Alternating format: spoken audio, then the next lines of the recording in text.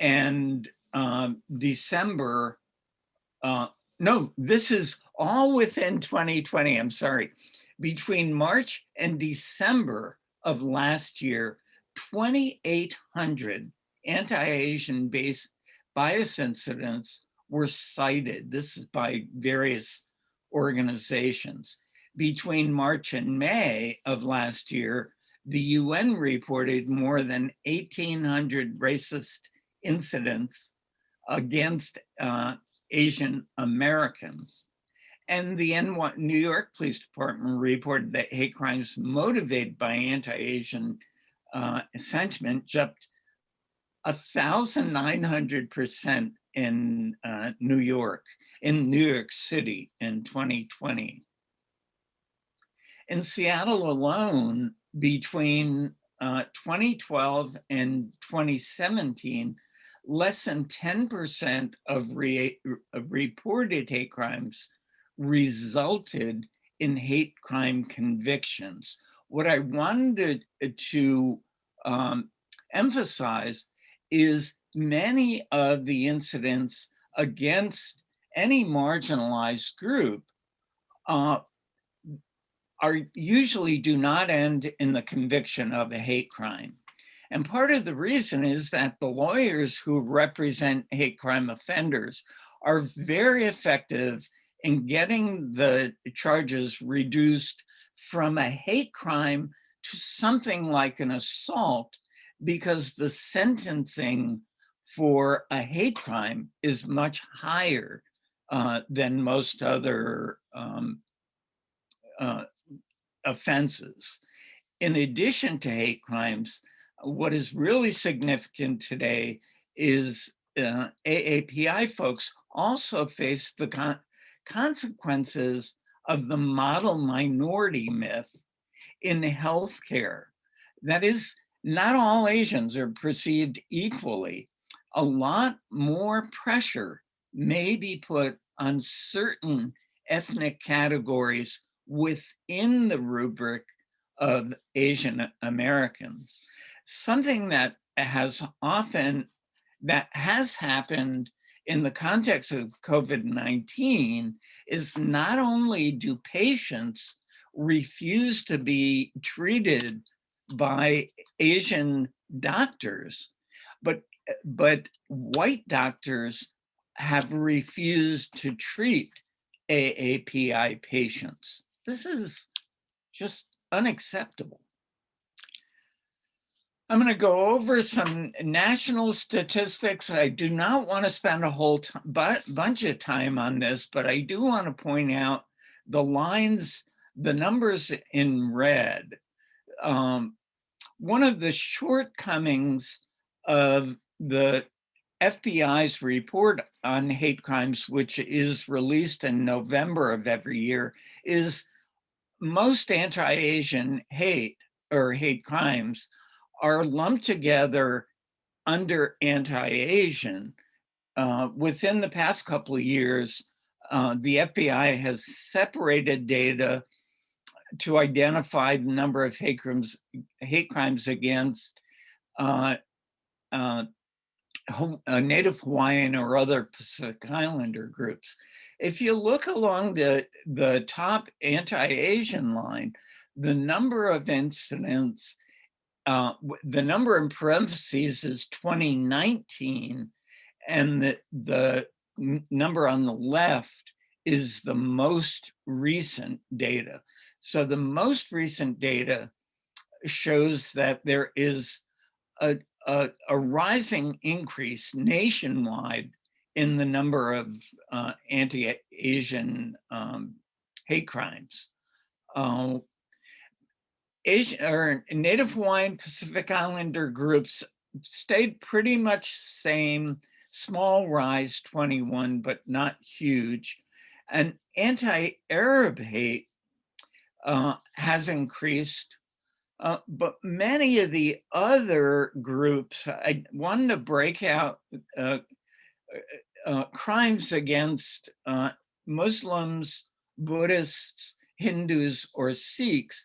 Those numbers actually decreased in the past year whereas over the previous number of years, those numbers have gone up.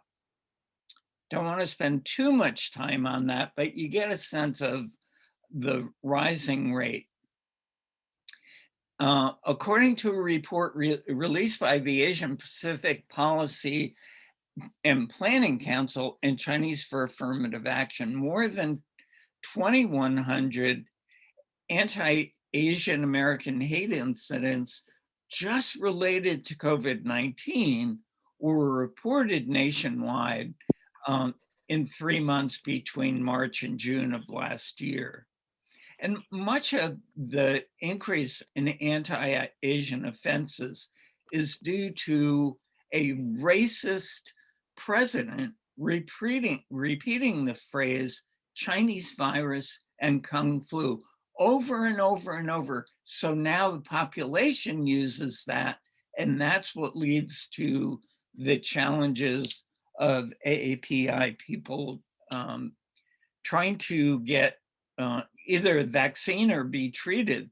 There's a story in today's Seattle Times about the highest group not getting the vaccine is Native Hawaiian and Pacific Islanders. This is phenomenal data that I got from Seattle Police Department. So what you will see is this chart shows hate crimes 2017, 2018, 2019, and 2020. You'll see that the numbers are going up every year. The difference between a hate crime and crime with bias elements is a hate crime is actually prosecuted as a hate crime, and the defendant was charged with a crime with bias elements may be a robbery and a person is called nasty names because of skin color, other perceptions of race, etc. Non-criminal bias incidents is an incident that didn't measure up to a crime, but it was nonetheless hurtful and offensive. And you can see in 2020 that those numbers are really high in contrast with previous years. And that's just locally. Since 2015, I'm looking at the bottom, the number of hate crimes statewide has increased by almost 100%. I want to give you a sense of what truly is a hate crime, and this is very amorphous. Trying to define a hate crime in legal terms is like trying to nail Jell-O to the wall. So according to the FBI, a hate crime is a criminal offense against a person or property motivated in whole or in part by an offender's bias against a race, religion, disability, sexual orientation, ethnicity, gender, or gender identity. Very inclusive definition. Let's go down to the next line. The Federal Hate Crimes Prevention Act, signed into law by President Obama in 2009, is a very inclusive policy. That law includes all of the groups cited in the hate crime definition of the FBI. But the majority of hate crimes are prosecuted according to state hate crime laws, not the federal law. Very few offenses are charged as a federal offense. It's important to know that all state laws are not as inclusive as the federal law. Well, I'll break that out later. Washington, very important to note, Washington State's hate crimes law includes all of the same categories that are protected in the federal law. We have very, very broad policy in Washington. Here's what really, it was very difficult for me to discover this in the research that I've been doing. Some states are much more restrictive than others.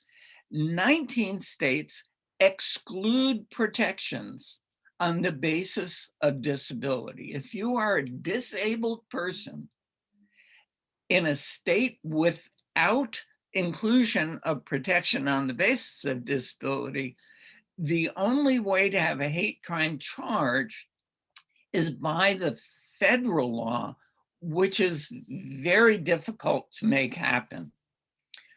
15 states, 15, exclude protection on the basis of sexual orientation or gender identity. Some states include sexual orientation, but exclude gender identity and vice versa. This is really interesting to me. Only 3 states in the nation, Florida, Maine, Maryland, and the District of Columbia, include homelessness as a protected category. Yet, almost every one of the people I profile in my book, The Anatomy of Organized Hate, almost everyone said they would go out on what they called bum rolls to find homeless people and just beat them up. 4 states, Arkansas, Indiana, South Carolina, and Wyoming, have no hate crimes law at all. Georgia just legislated a hate crime just last year. So until last year, there were 5 states. And this is being addressed more and more in these 4 states. But in those 4 states, if a hate crime is committed, trying to get it prosecuted at the federal level is extremely difficult. Here's some of the reasons why people join hate groups. The sense of belonging is like cement, and most of these folks come into a hate group because they were very detached people. Hard-selling recruiters, charismatic leaders, persuasive members, very responsible for drawing people in. Lots of family members will draw other family members in, friends. And of course, this is all motivated by a belief that access to jobs, education, a home is being usurped by people considered inferior or unworthy. Most of these folks have conflicts with parents, step-parents, peers. They're just socially clunky people. In the arena of Black separatists or Black supremacists, there's a desire to be isolated from white culture. Their drive is to have a state for African Americans and people of African descent. Also, people who defect, or the ones that I interviewed who have defected from the hate movement, I did not talk to active white supremacists. That is not for me. Of those who have left, they are, from my observation, interviewing them, and I interviewed most of these folks about 7 or 8 times, finally in person, very poorly focused, easily distracted. They're not critical thinkers at all. They tend to be fairly irresponsible. And in my judgment, they could be very flaky. Interviewing them was really hard. These are the things that allow people to leave the movement. And I love the term significant emotional events, a term created by Dr. Morris Massey, a cultural anthropologist. And Dr. Massey's theory is that humans gain their values, their core values, by the time we are 10 years old.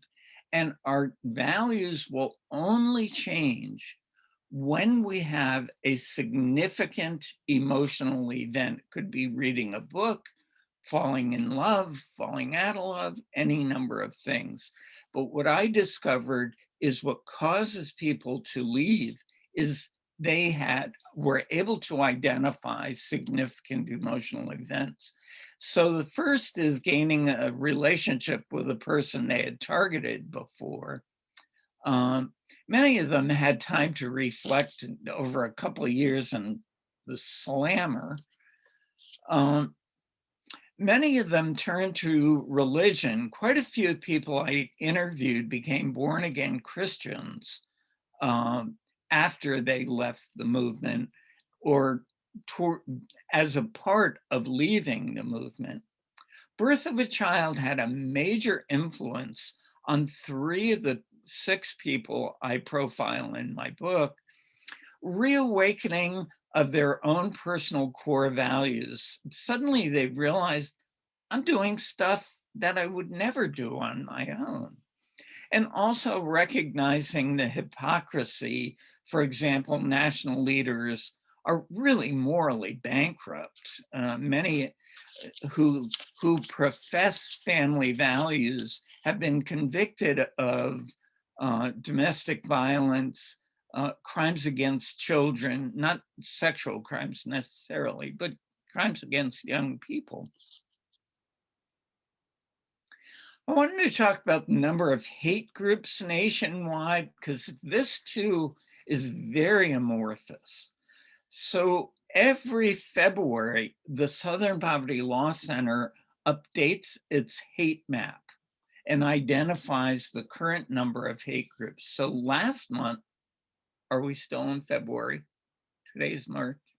Yeah, we're still in February.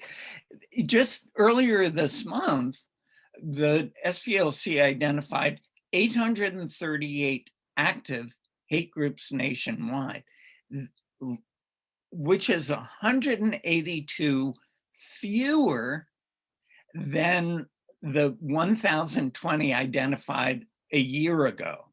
What do these numbers tell us? Uh, what it tells us is these numbers are constantly changing. Over time, the number of hate groups generally goes up. Then we'll get a year like this year, or these numbers are really based on the previous full year, where the numbers go down. The most important thing to keep in mind, I believe, is on the next slide. The true number is changing. It's very important to know that when a group disappears, its former members do not. They're still there. They're still as hateful.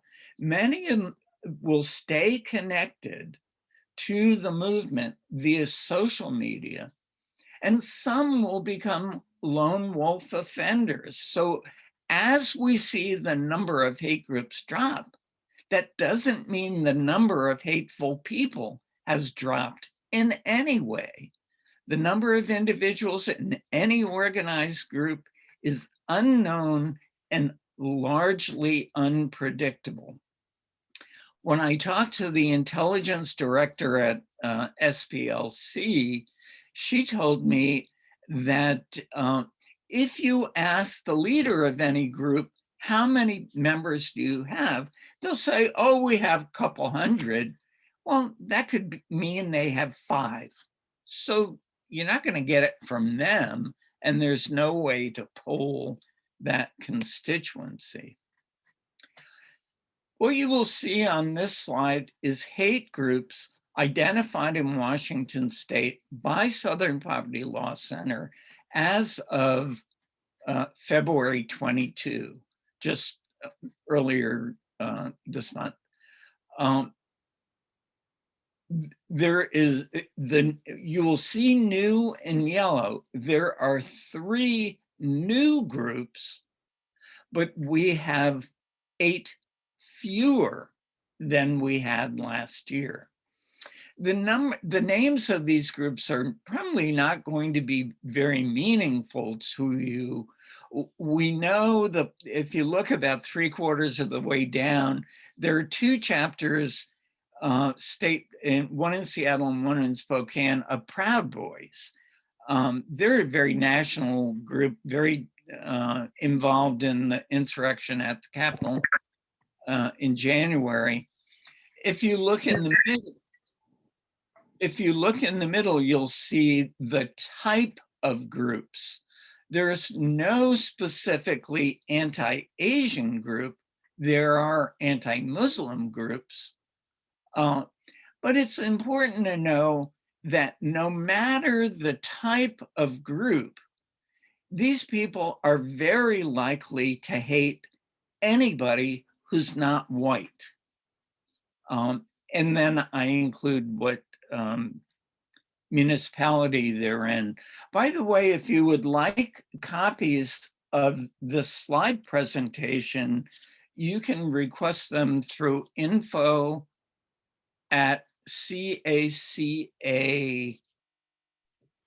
Seattle. Seattle. Info@C.A.C.A. Seattle. .org. Thank you. And we'll see that these are groups that have been deactivated over the past year. 2 white nationalist groups, 1 anti-LGBT group, 1 general hate group, the Proud Boys. They disbanded their groups in Tacoma and Vancouver, and 1 anti-Muslim group. And I want folks to understand the type of groups, the number of groups, and the numbers of any specific group are changing every year. We can make predictions, but the actual numbers are very hard to define. And when a group disappears again, its former members don't suddenly find Jesus. This chart, with the help of Tom Harrington, allows you to see the national number of hate crimes.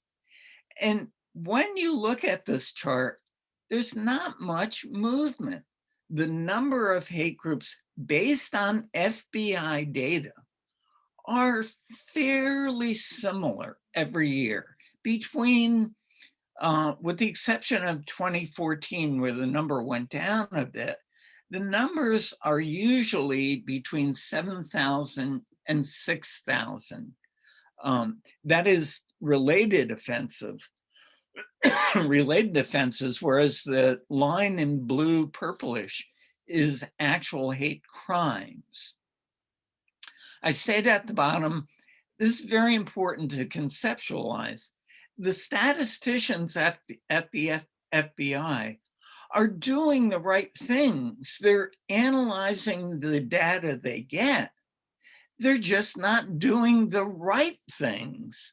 The data they get is nonsense. Let me explain. Here are the 2 big flaws in the FBI data.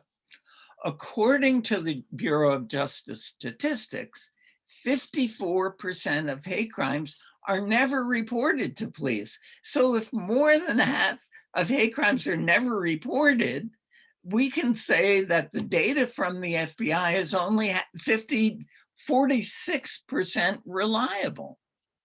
Also, and this to me is absolutely stunning, the FBI gets its data from 17,000 law enforcement agencies nationwide, police departments, including port police, university police, yet fewer than 15% of all of those police departments bother to submit data to the FBI. Why? There is no law requiring police departments to send data to the FBI. So if the FBI is operating only on the basis of 15% of the data, and half of the crimes are never reported, this is fuzzy numbers. We are not getting accurate data. So what do we do? What can be done to curb anti-Asian hate crimes? This is a statement just made earlier this month by Asian Americans Advancing Justice, a group that gave a great review to my book, by the way. We need, all of this was one statement, but I broke out individual items to look at. We need community ambassador programs to accompany vulnerable community members home. This is a direct response to the incidents of seniors, people 75 or I believe older, who were attacked just in the past month or two. We need bystander intervention training so that when anyone sees a potential hate crime in progress, we know what to say, we know what to do so that we're not standing there watching it happen. We need equitable public school history curricula. We need, at the lowest possible age, to allow children to understand how our history has discriminated against marginalized population from day one. We need cross-racial community and solidarity program or building. And what that means is all marginalized communities, all minoritized communities have to work together.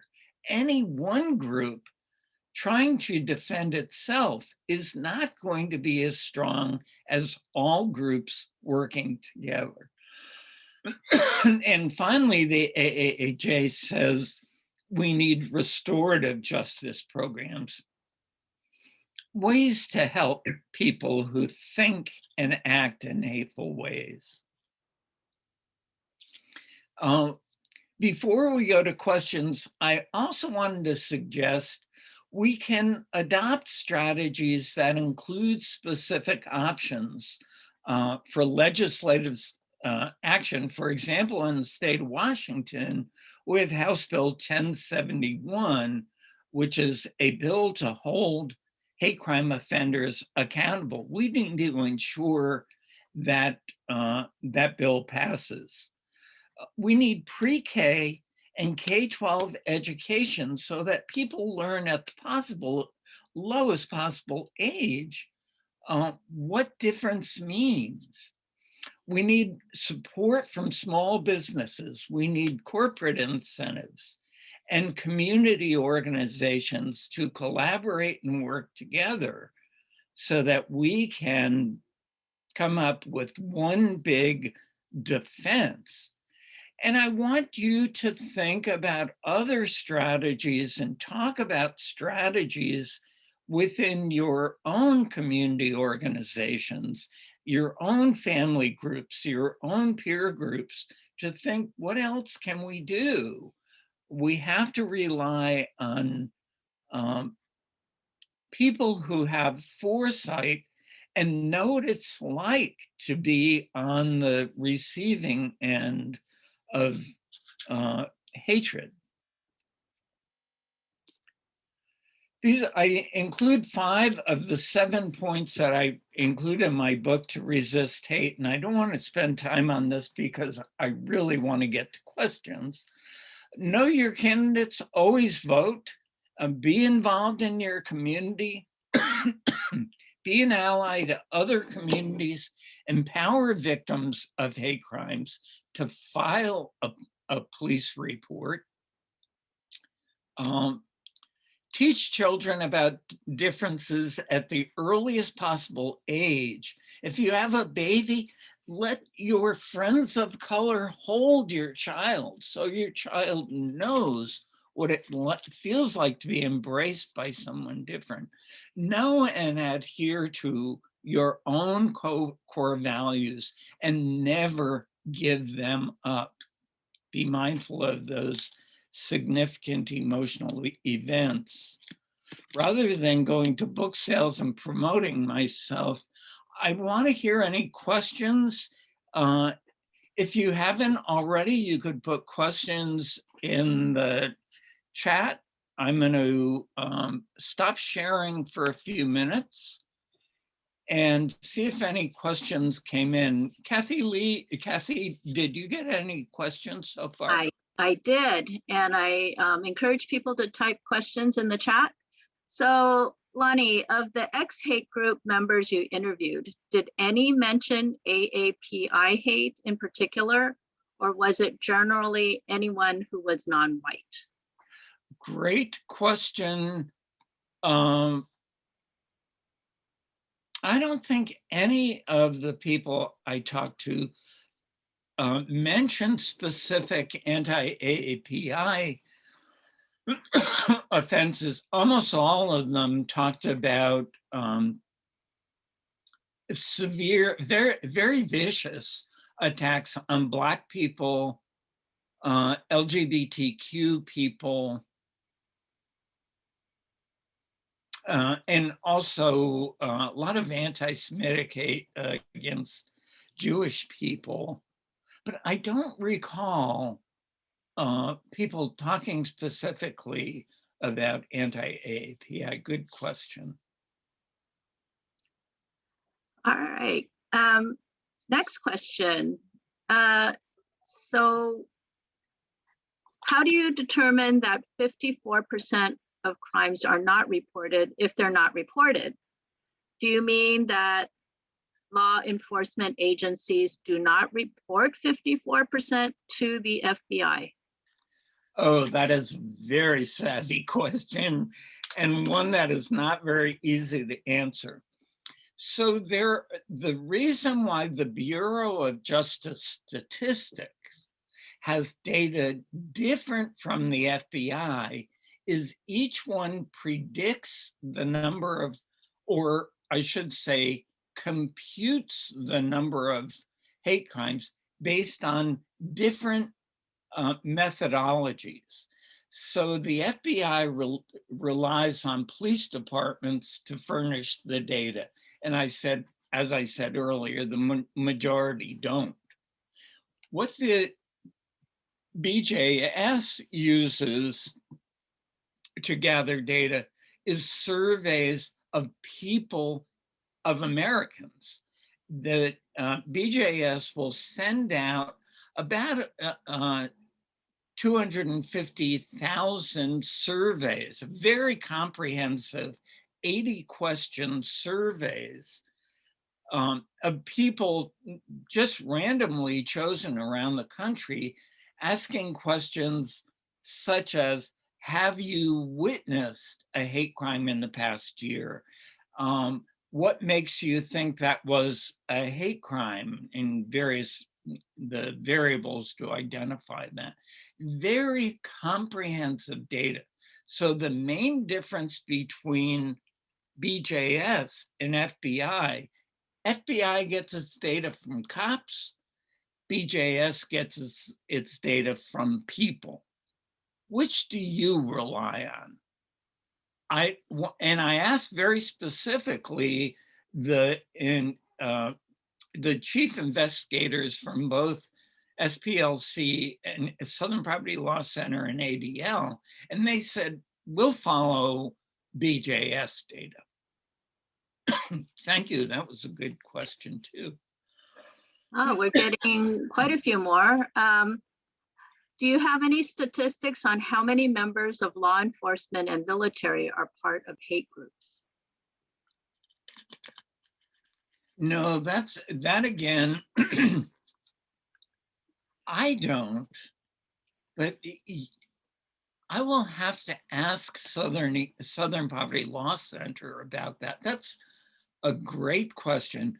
What I can say and what we know is that a large number of the insurgents on January 6th at the US Capitol were former military, many of them military officers, former military officers, and many of them were police, including six, I think it was six police from Seattle Police Department. When you have any number that's measurable, and we know that there are going to be former or active military in hate groups, when we know that exists, it sheds a very negative light on everything we know about trusting police. But to answer the question, I do not have a good answer to that, but I will explore that. This person says he's an advocate of one-on-one dialogue to help people think about their own behaviors and values. In your experience, is that route much more effective than working with large groups to affect change? That's a great question too. These are all great questions. I agree with that person that change happens best on a one-to-one level. The challenge is, how do we do that without further offending people who are at odds with any marginalized population?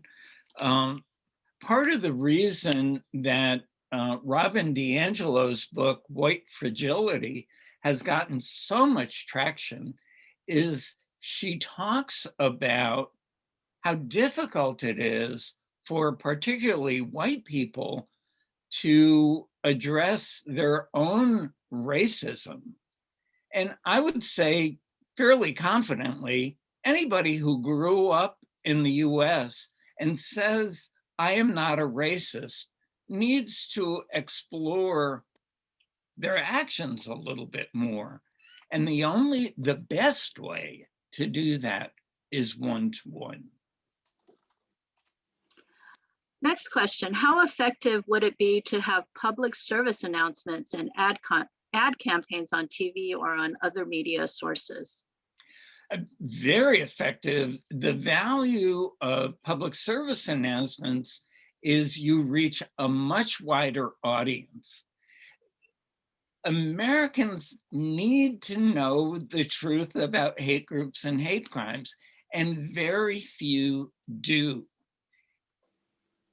So I believe those campaigns would be very, very useful. But much like the previous question, that campaign would allow folks, particularly white folks, to ask questions and open themselves up to the one-on-one dialogue where the real change can happen. Next one is, do you know if most hate crimes are committed by hateful individuals or by people in hate groups? Great question. What I was trying to project earlier is the reason why Southern Poverty Law Center and Anti-Defamation League consider hate groups insignificant, or at least today, is because the vast majority of hate crimes are committed by people often with no connection to, I'm getting reflection in here. Let me use my computer. The largest number of hate crimes are committed by people often with no connection to a hate group at all, who just see something that gets under their skin, to see a mixed race couple being intimate, or two men or two women being intimate, or seeing a symbol or a statue or something will send them off the deep end, and they will commit what the police departments call spontaneous hate. So being a member of a hate group has nothing to do with it. What's more important is to know the number of what we now identify as lone wolf offenders. I hope I explained that effectively. Next question, could you say more about restorative justice? I would love to say more about restorative justice, but I don't think I can explain it as effectively as a Black police officer explained it to me. Restorative justice is a part of justice where instead of penalizing a person for their offense, we try through effective means to restore that person to, in my words, sensible thinking. So restorative justice is an attempt to get away from just locking people up, but more importantly, to create meaningful change in behaviors. I think we'll take a couple more questions because it's 2:00. Among different media, social media, television, and so on, how are radio shows, smaller radio stations around the country, contributing to disinformation and hate? To disinformation of hate. Disinformation and hate, yeah. And hate. Well, we know that's happening just based on the insurrection on January 6th. These folks are disillusioned. I think the bigger challenge, and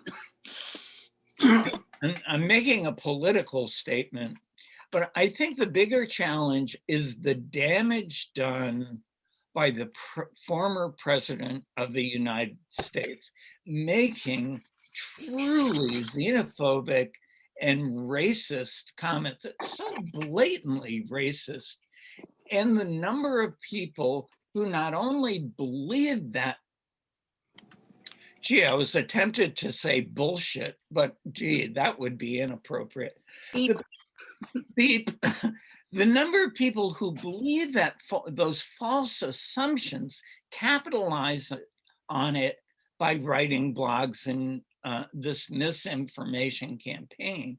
So certainly they do have an effect. That's the network that is being used to connect the members of hate groups that no longer exist. When they disband, those former groups disband, those members rely on the misinformation campaigns online, including radio shows and TV shows. Let me confess, I am not a supporter of Fox News in any way. So we're going to end on this question, and I'll make a copy of any questions that we haven't answered so that Lonnie can have them and respond at his leisure. So the last question is, what is the truth? Because your book is called The Truth About Hate Groups and Hate Crimes. So what is the truth? The workshop is called The Truth About Hate Groups and Hate Crimes. The book is called The Anatomy of Organized Hate: Stories of Former White Supremacists in America's Struggle to Understand the Hate Movement. The truth is, what we hear from media what we hear from FBI, what we hear from police cannot be depended on as truth. The truth is the data are faulty. The number of people reporting hate crimes is so low, and with good reasons, and particularly in AAPI community, a lot of immigrants, whether they're documented or not, are afraid of reporting hate crimes because their fear is they will get deported.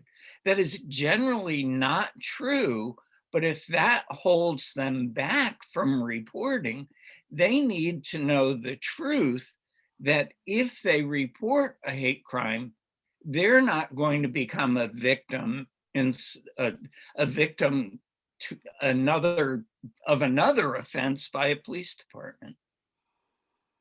I hope that nails some of the truth. Trust nothing you hear. Read the fine print and reports about hate groups and hate crimes. I'm not doing, that could be, I could really expand on that, but I'm feeling time pressure. With your approval, Kathy, I want to share the final slide.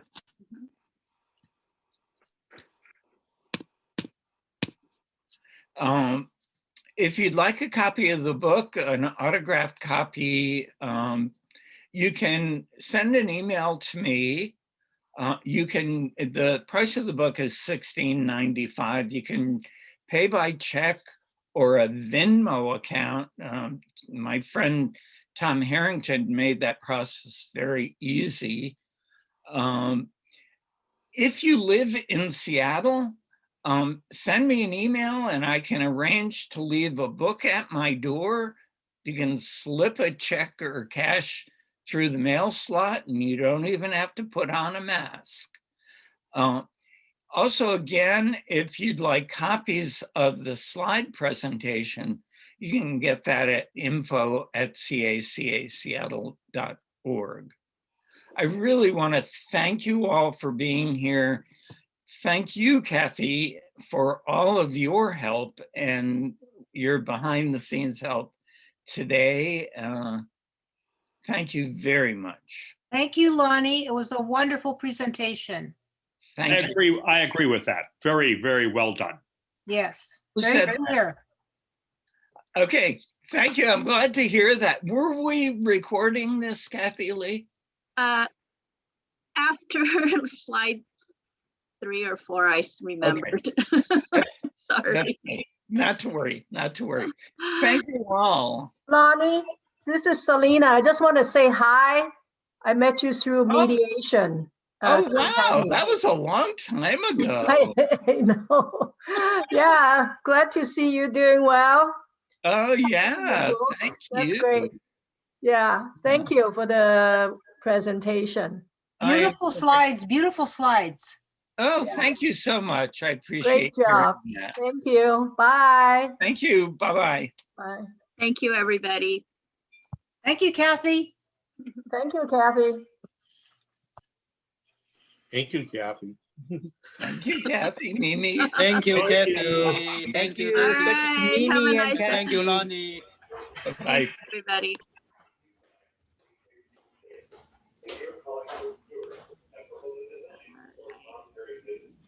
Okay, have a nice afternoon. Bye. Bye. Bye.